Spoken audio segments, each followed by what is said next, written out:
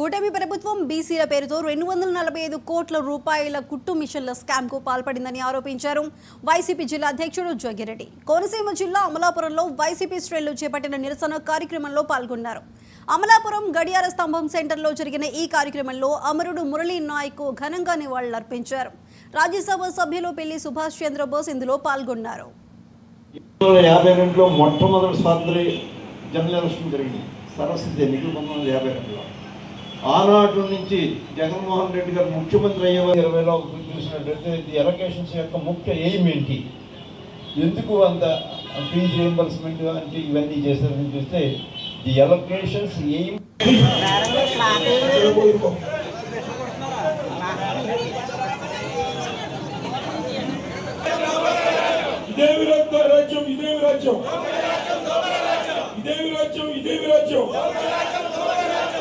కుట్టు మిషన్ల పేరుతో కూటమి దోపిడీ, కుట్టు మిషన్ల పేరుతో కూటమి దోపిడీ, కుట్టు మిషన్ల పేరుతో కూటమి దోపిడీ, కుట్టు మిషన్ల పేరుతో కూటమి దోపిడీ, కుట్టు మిషన్ల పేరు స్కామ్. ఎందుకంటే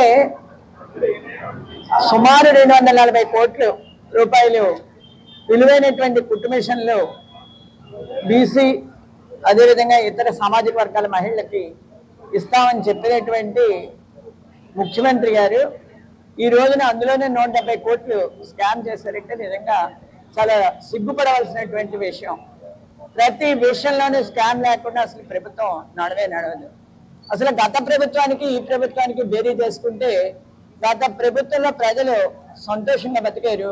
ఇవాళ ఈ ప్రభుత్వంలో ఎందుకు వచ్చిన ప్రభుత్వం ఇది పొరపాటు అయింది, మనం వీళ్ళకి ఓట్లేసి గెలిపించి అనేటటువంటి పరిస్థితి వచ్చింది.